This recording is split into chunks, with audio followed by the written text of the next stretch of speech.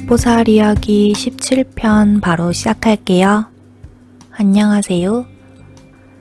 박보살 이야기 업데이트이 많이 늦어 죄송한 마음 가득한 더블입니다. 죄송해요.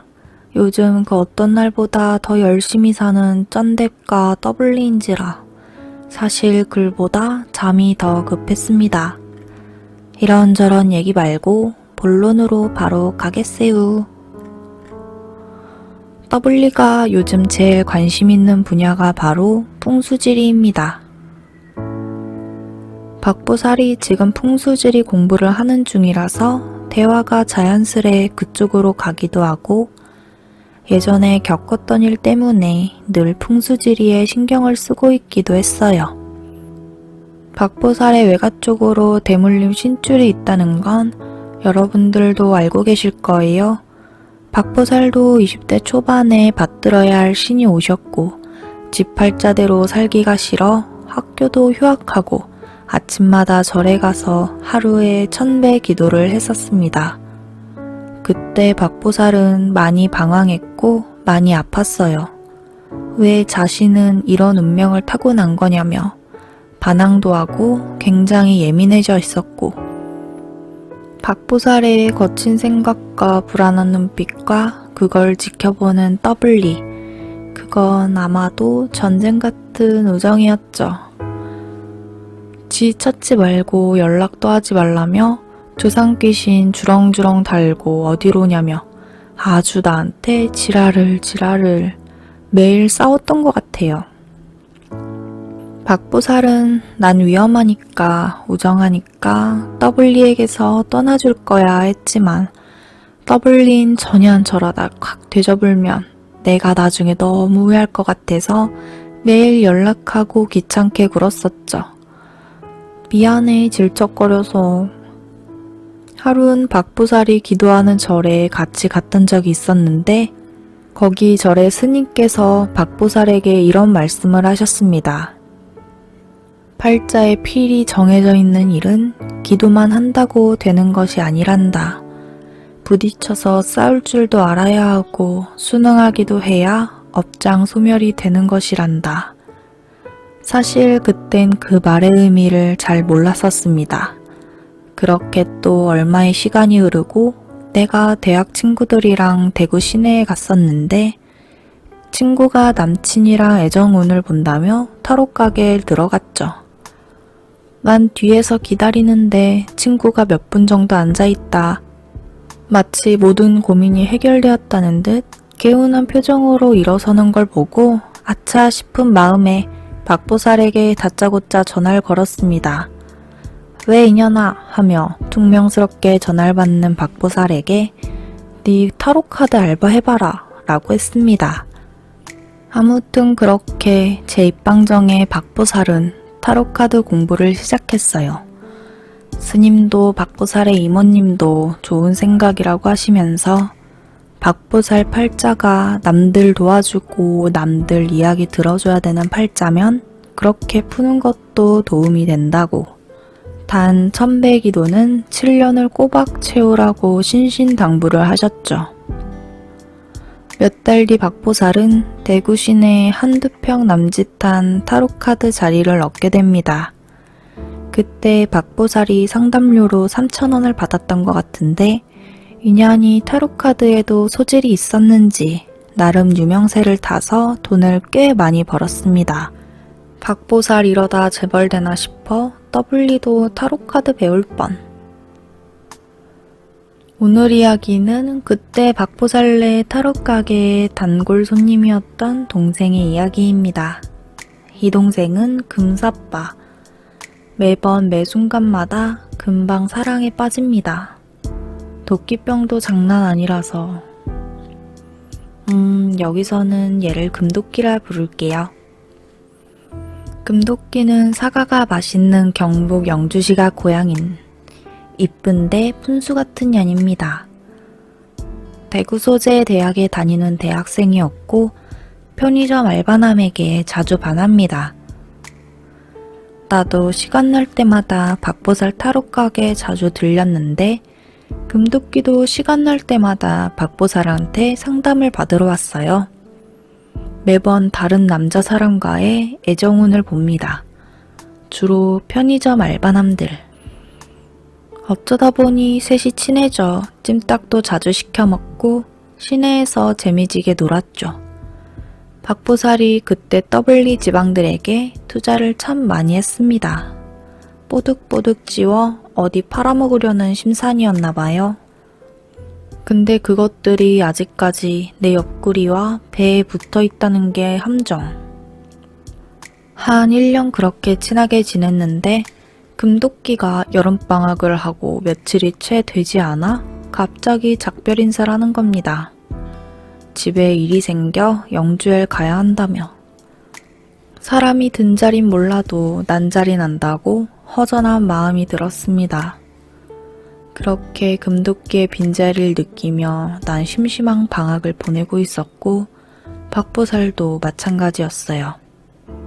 박보살이 심심하다고 매일 가게에 놀러오라고 해서 저는 매일 박보살네 출근 도장을 찍었는데 그날은 제 생일이었습니다.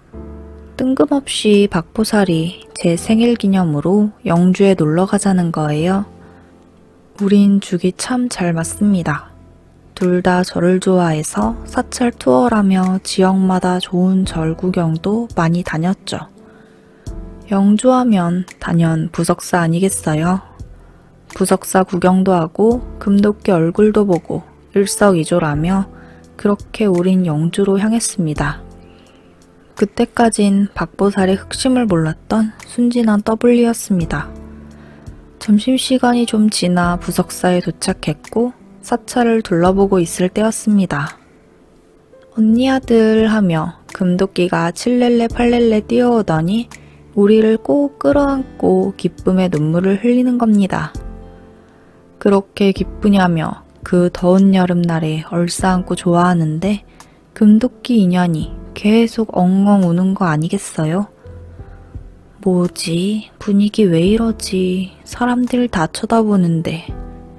마치 덩치 좋은 언니 둘이서 이쁜데 푼수 같은 년을 괴롭히는 듯한 상황으로 오해할 것 같은데 어떡하지? 라는 생각을 하고 있는데 박보살이 입을 열었습니다. 에휴 이년아, 집에 악재가 겹쳤다. 그 말을 듣자 금도끼가 존경의 눈빛으로 박보살을 바라보며 언니야, 내 카드 안 뽑았는데 어떻게 알았어? 하더라는. 일단 근처 식당에서 밥을 먹으며 박보살이 금도끼에게 사실은 이러이러해서 내가 조금 도움을 줄 수 있을 것 같다. 며칠 전부터 꿈에 네가 계속 나와서 울고 있길래 와봤다 라고 하는 겁니다.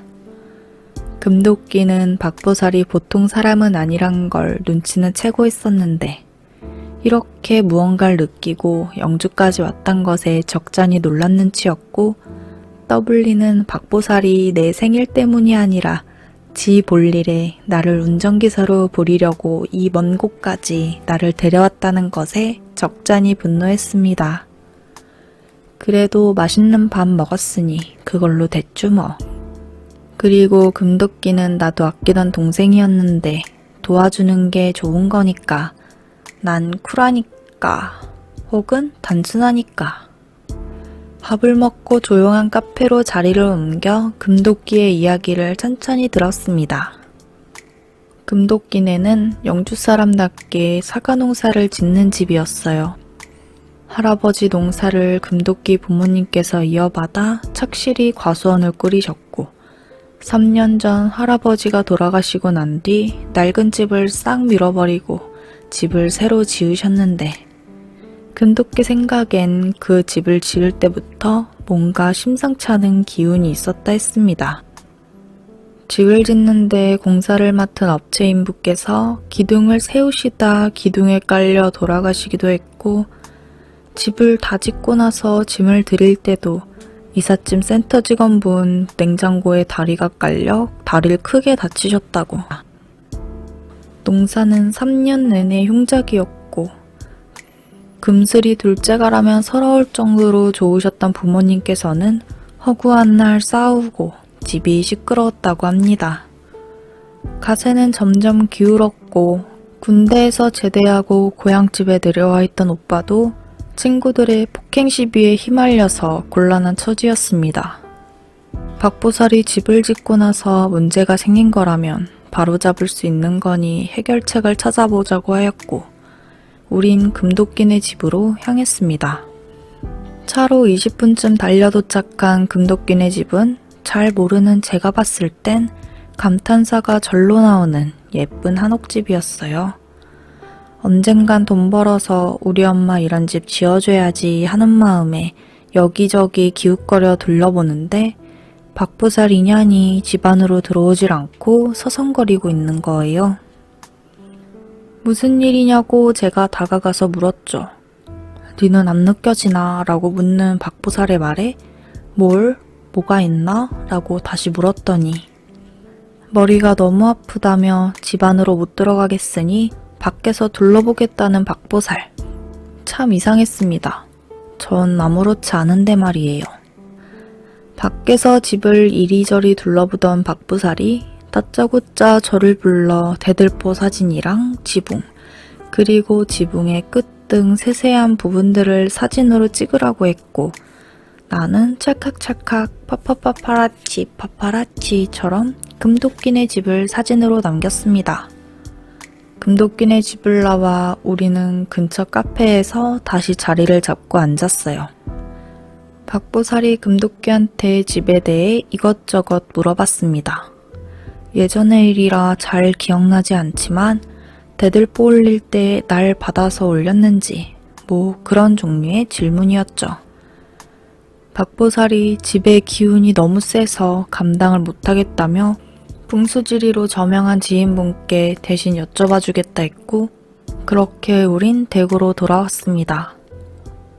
얼마 뒤 박보살은 풍수지리 보시는 분을 만나 조언을 구했고 감사하게도 영주까지 동행을 해주기로 하셔서 나도 더불어 금도끼네 집에 한 번 더 가게 되었습니다.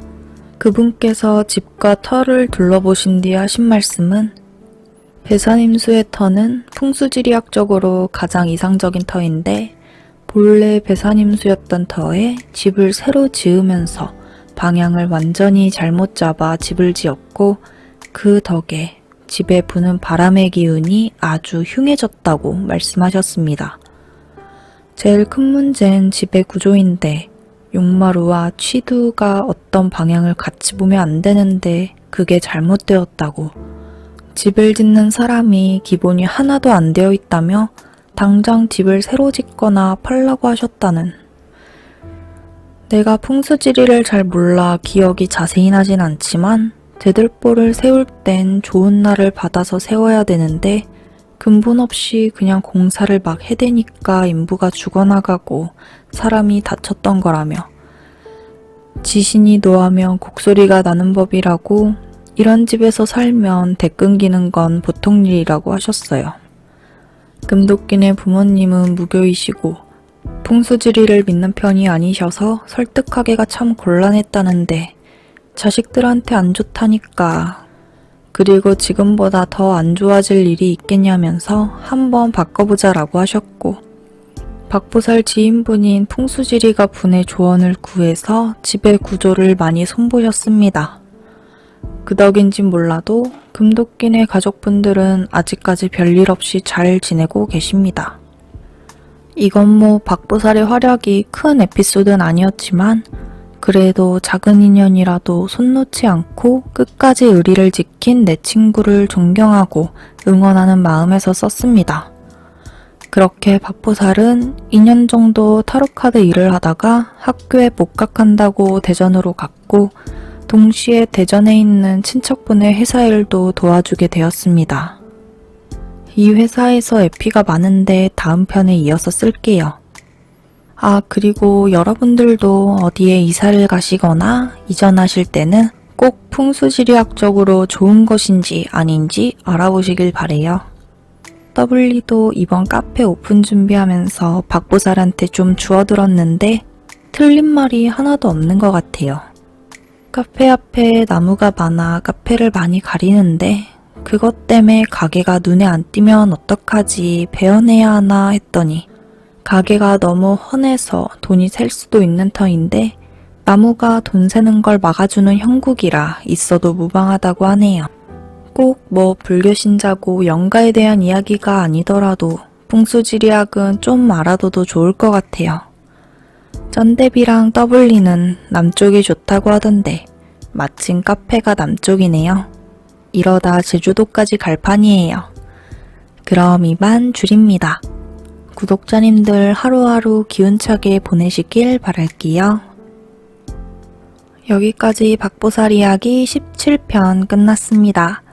재미있게 들으셨으면 구독과 좋아요, 알림 설정까지 부탁드릴게요. 그럼 안녕.